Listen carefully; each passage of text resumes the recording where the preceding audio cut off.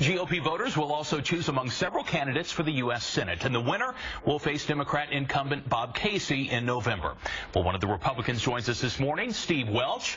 The Chester County native is an entrepreneur responsible for starting a pharmaceutical company and a company which funds startup businesses. Other GOP contenders and Senator Casey have been invited for separate broadcasts, but this morning, Steve Welch, we welcome you. Good to see you. Chris, thanks for having me. Thanks for being with us today. Why do you want this job? I think America's at a crossroads right now. I mean, we have too many of our fellow citizens are out of work. People are struggling to stay in their homes. And when we look at Washington, we see red ink as far as the eye can see. And when I look down there, I see career politicians that just don't have a clue how this economy works. As a father of 3 young children, I just can't sit around and watch us continue down this path of Washington destroying the economy while at the same time piling up mountains of debt on the next generation. So that's why I'm getting involved. Last month, you won the endorsements of both the Republican State Committee and Governor Corbett, which typically you would think would be a good thing. But you've taken some criticism from people who think that these endorsements seem to reek of backroom politics. They argue that in a primary, it's the voters and not the party elders who should choose the nominee. How do you respond to that? Well, there's clearly a primary. Several of the candidates are staying in it. The question really is the Republican Party going to have influence on that primary? There's 357 committee people across the state. They're elected officials from the Republican electorate. We had the opportunity to sit down with almost all of them. They got to know us. They got to know all the candidates in this race, and I'm proud that they elected me or picked me as the person they think is the best to take on Bob Casey and Barack Obama this next year. There is a rule in the party, though, that prohibits non-endorsed candidates from speaking at official events, for instance, and that's really outraged some of the grassroots activists. Do you think that's a rule, for instance, that should be changed? That's up to the party. I mean, the party has a very long history of selecting candidates, good candidates. I mean, if you look, this is a party that picked Tom Corbett, that won by 9 points, picked Pat Toomey last cycle, picked Rick Santorum in the past. We start 1 million voters down. I mean, I think that's often missed in the Republican Party. We have to be able to win independents and conservative Democrats to be competitive.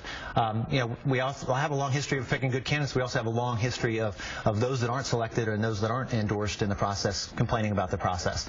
But I think it is a process that really will help us. It gives us an organization that's needed to make sure we can get our message out. And I think the reason we won it, if you really take a step back, is we've demonstrated in a very short period of time ability to articulate why these policies of the Obama-Casey agenda are failing America. The idea, the concept of a big centralized government making decisions actually hurts the very same people it claims to protect. And you can look at that in the data now. You see that unemployment is highest, among lower educated workers. Housing prices have been hurt the most in low income areas. Food stamps, amount of people on food stamps are up. Poverty is up. This idea of a big Washington knows best really fails the American people. And what we've talked about in this campaign has been empowering the American entrepreneurial spirit, allowing people to use their God-given talents and creativity that creates products and services that people need. And from that, it raises the standard of living of all Americans. And I think that's a message that really resonates with not only Republicans but independents and Democrats. And that's why we've been so lucky. And certainly the endorsement of the governor and the party is a big help to the campaign. This is your first statewide political. How would you describe yourself politically to those who are just now getting to know you? Very conservative. I'm an individual that believes in the power of the individual. I think that historically over the last couple cycles, or I should say in the early part of this decade, a lot of ways the Republican Party lost its way. It abandoned its principles of conservative values. We let earmarks and spending grow out of control. We let corruption run rampant. That's why I think we lost so many voters in the state. We didn't govern according to our principles. So one of the reasons I got involved for the first time in 2009, worked for Pat Toomey, worked for Tom Corbett, was to make sure that we returned to our values and we continued to push that really has done our party in this country so well, which is limited government and empowering the individual to go out and use their God-given talents. I think that's what we need to return to as a country. And the spending is out of control. I mean, these are real issues. I mean, we are now above 100% debt to GDP ratio, and with no, I mean, that would be one thing if there was a clear path forward. The problem is we have a president and we have a Senate that has not laid out a path. I mean, they have not passed a budget in 1,000 days. I mean, this is unconscionable. I've helped start in the last 1,000 days. I've helped start dozens of companies. Every one of those companies had a budget, yet the largest institution in our country can't seem to pass a budget. This is what's wrong with Washington. This is why people are looking for outsiders to go to Washington and make the real changes that are needed. You did have a brief run in 2010 against Joe Sestak. Let me ask you, did you learn anything from that experience that you think will make you a better candidate this time around? Yeah, I think it was a great experience. I chased Joe Sestak to the Senate, and that's why I worked for Pat Toomey, making sure we got rid of Joe. He was a candidate or a congressman that needed to go. He was one that's a good example example of what he talked and how he acted were totally different. He ran as being a fiscal conservative. He clearly was not, and that's why I think he needed to go. But I think what you learn from that process is really need to engage people. You need to bring people into the process. As a party, because we start out so far down, we need people to come in and be able to articulate why our values matter. And it's one thing to win elections. It's totally another to win the minds of people, which is what we needed, or what we need going forward. We need to be able to move policy forward. I think the one thing this president is about to learn is you can't jam policy down people's throats.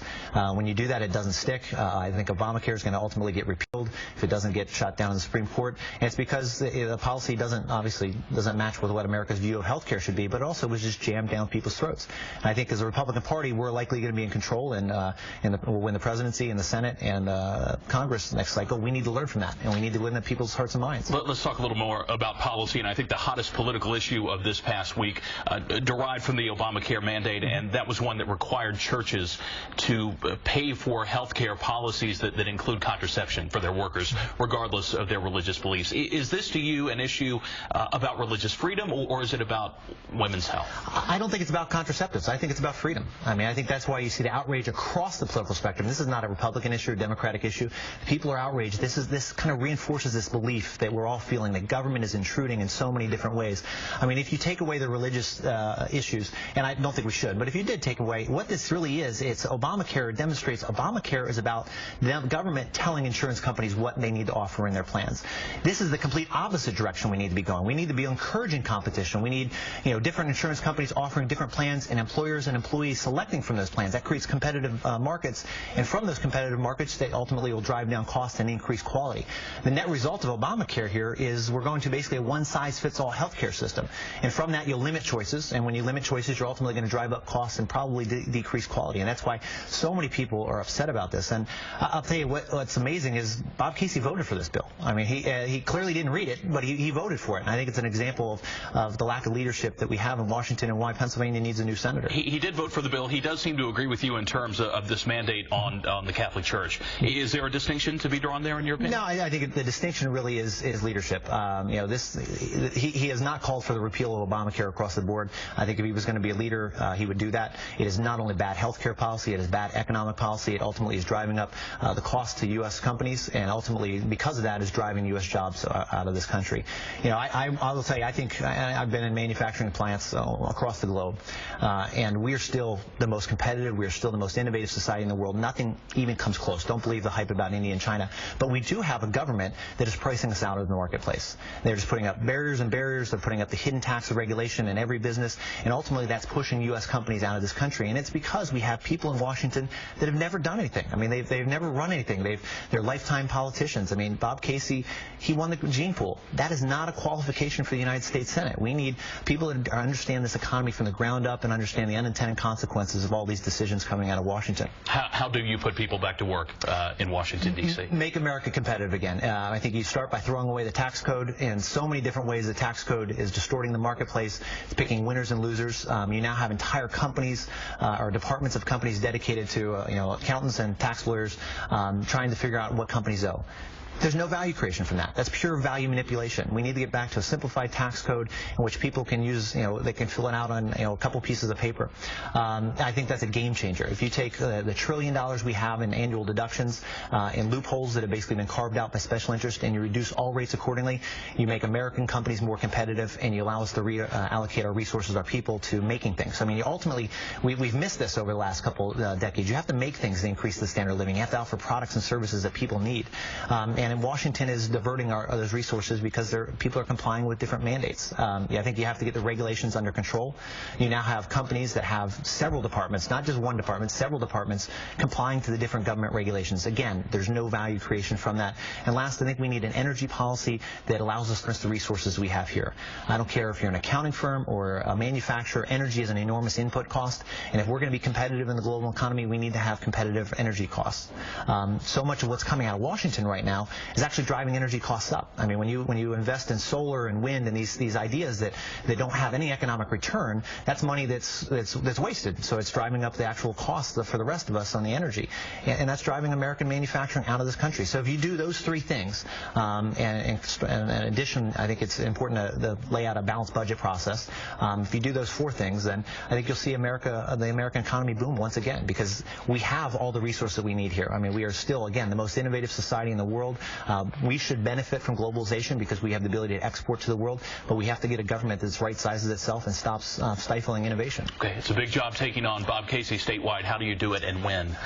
It's not as big as you'd think. His numbers just came out recently. He's upside down. 39% believe he does not deserve re-election. I think it's 36% believe he does deserve re-election. So I think Pennsylvania's realized that this guy has been nothing but a rubber stamp for this president, and they're looking for a change. I think, again, this is not a Republican issue, not a Democratic issue. People are looking for independent leaders to go to Washington and make the tough decisions that lay ahead of us. I mean, I will tell you, in 2008, in the summer of 2008, I was in Greece. And when I was in Greece, it was clear, it was a mathematical certainty that Greece was going to go down. There was the only real debate that was out there was it going to be 3 years or was it going to be 10 years until they were flipping cars in the streets and setting them on fire. But there was an arrogance. When you talk to people in Greece, when you talk to whether they're ordinary citizens on the streets or people within government, there was this feeling that it can't happen here.